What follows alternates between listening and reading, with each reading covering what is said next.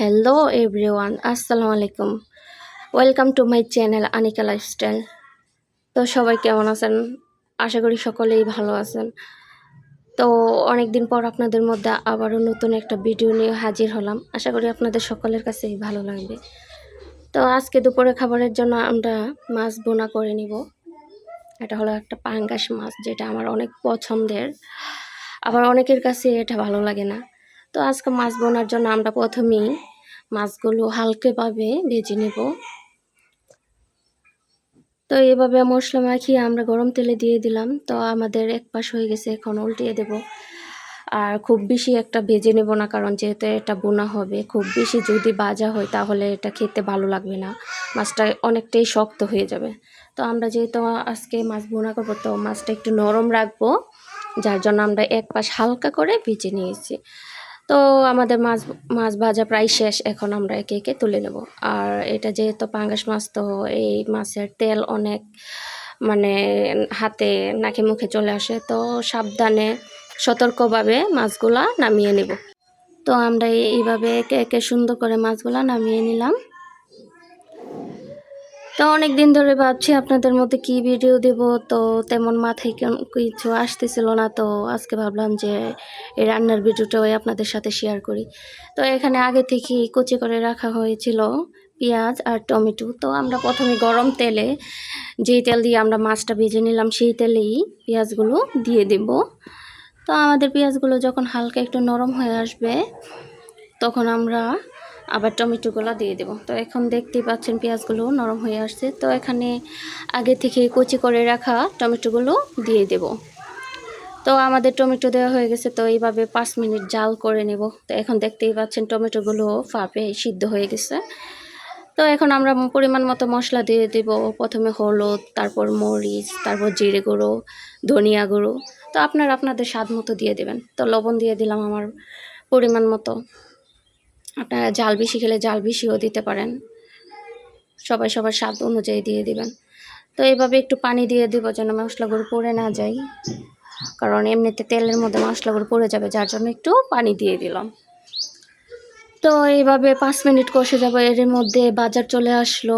তো এখানে দেখতে পাচ্ছেন আমরা বাজার থেকে পুঁটি মাছ নিয়ে আসছি, যেটা আমার অনেক পছন্দের।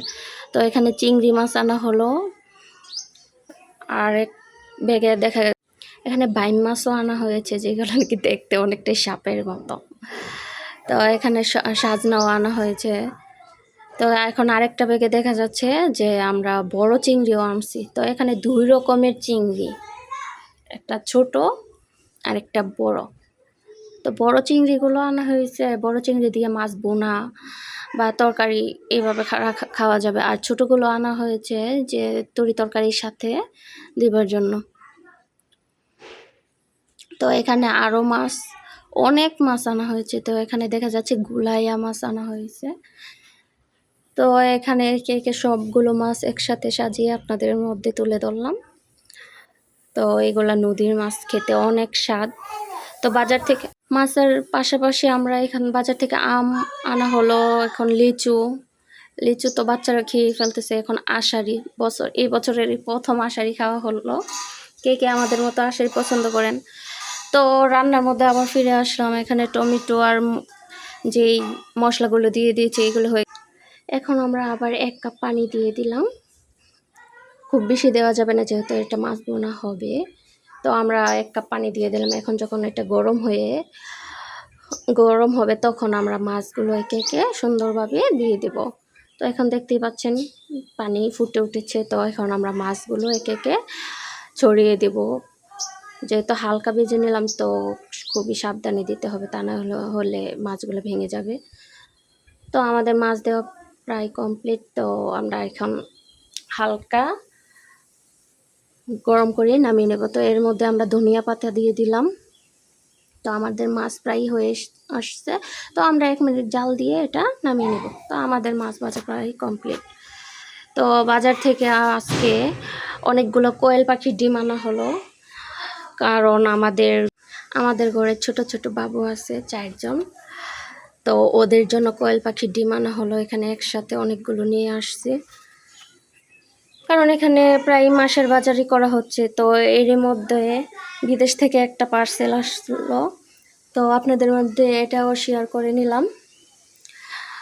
তো পার্সেল খুলতে খুলতে দেখা গেল অনেকটাই টাইম লাগে, কারণ যেহেতু এটা বাহিরে থেকে দেওয়া হয়েছে, এটার মধ্যে অনেকগুলো কষ্টে পেঁচিয়ে দিছে, কারণ যেন জিনিসগুলো নষ্ট না হয়ে যায়। তো এখানে বের করতেছি আমরা একটা একটা করে। এখানে দেখা যাচ্ছে যে অনেকগুলো সাবান। তো এটা খুলতে অনেকটাই সময় লাগে,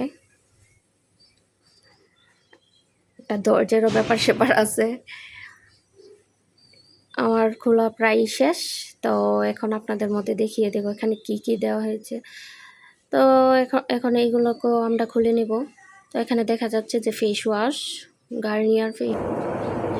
তো এখানে দেখা যাচ্ছে যে 2টা ফেস ওয়াশ দিয়েছে, তো এর সাথে একটা মুখ মলম, তো কস্টিক দিয়েছে, এখানে অনেকগুলো সাবান। তো এই ছিল আমার আজকের ভিডিও, আশা করি সকলের কাছে ভালো লাগবে।